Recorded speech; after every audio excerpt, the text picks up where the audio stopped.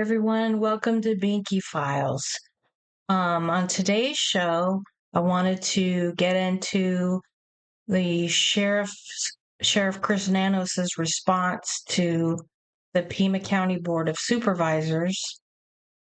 I spent yesterday going back and forth between JLR Investigates coverage and the live feed from the board, the Pima County Board of Supervisors. Waiting on Sheriff Nanos to respond. It was the deadline, April 21st. He was given a 10 business day deadline to answer questions from the Pima County Board of Supervisors.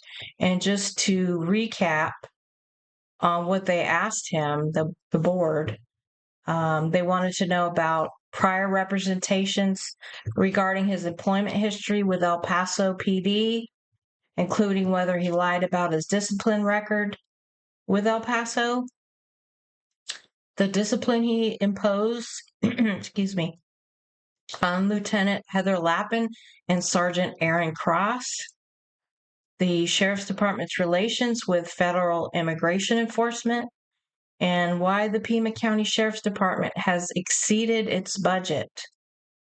So let's get started. I previously recorded a version where I read through the document and couldn't quite do that. So let's take this and summarize it, shall we?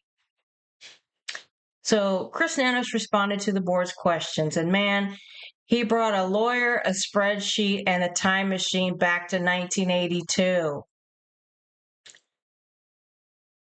The letter from his lawyer opens with a bold legal flex. ARS Code 11-253 does not authorize an unlimited inquisition. That translates into stop asking me stuff. But then he answers everything. We learn he resigned from El Paso PD in 1982 after a fight over towing cars. He was facing a 3-day suspension. So Nano says, I quit. And the chief said, bet. And he resigned. And yes, he was suspended back then. But in his deposition, he said he wasn't. Why?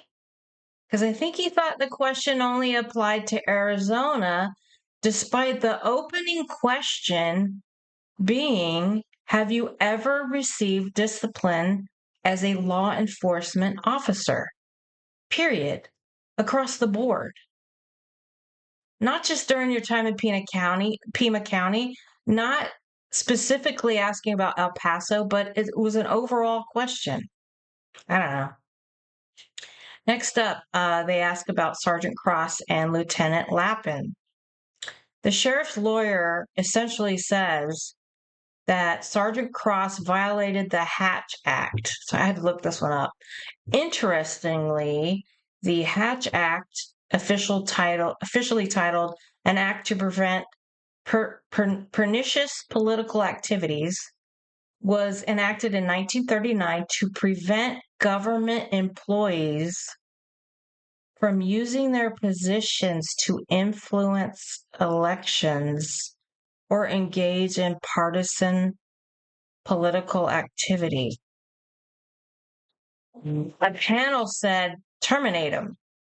Chris Nanos said, nah, give him a letter. Sergeant Cross said, thanks, and then immediately filed a grievance and a lawsuit. Lieutenant Lappin was investigated, put on paid leave, reprimanded, and then filed a grievance and a lawsuit. Do you see any patterns emerging here? The letter insists any suggestion of impropriety is absurd, which is exactly what people say when things look, off. Next, we get to immigration. It's not our job except when it is. Sheriff Nanos wants you to know that the Pima County Sheriff's Department does not enforce immigration law. They don't ask about status. They don't hold ICE detainers. They don't let ICE agents hang out in jail, but they do transfer thousands of calls to ICE and Border Patrol. Also, fun fact, the previous sheriff, Napier, I believe his name was, he tracked immigration-related calls monthly. Nanos told his staff when he was elected to stop doing that. The staff didn't.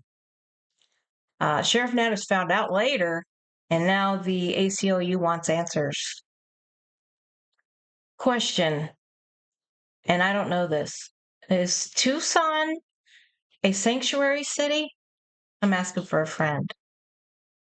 Next, we get to the budget. That's the real hero story.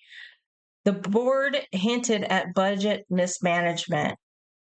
Sheriff Nanos responded with a 5-year fiscal TED Talk. Here's the highlights. 3 years they were under budget. 2 years they were slightly over. He blames mid-year raises and fuel prices, food costs, unfunded mandates. He claims the department generated $40 million in revenue. The net result, a $46.4 million surplus.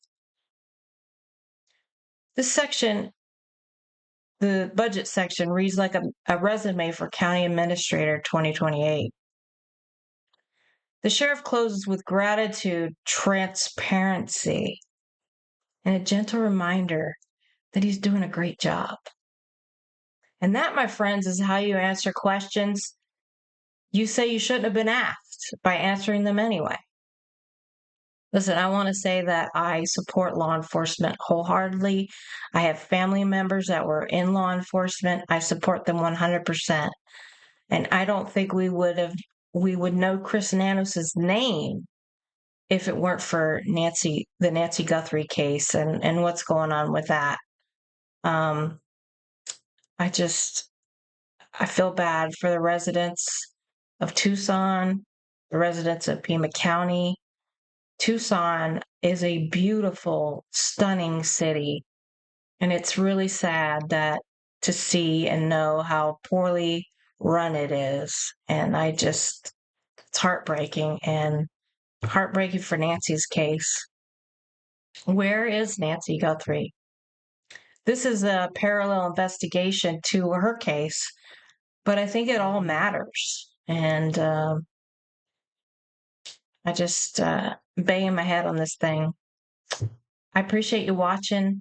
Please like and subscribe. You can follow me on X at Binky Files. I'd love to hear your feedback. Thanks again for watching.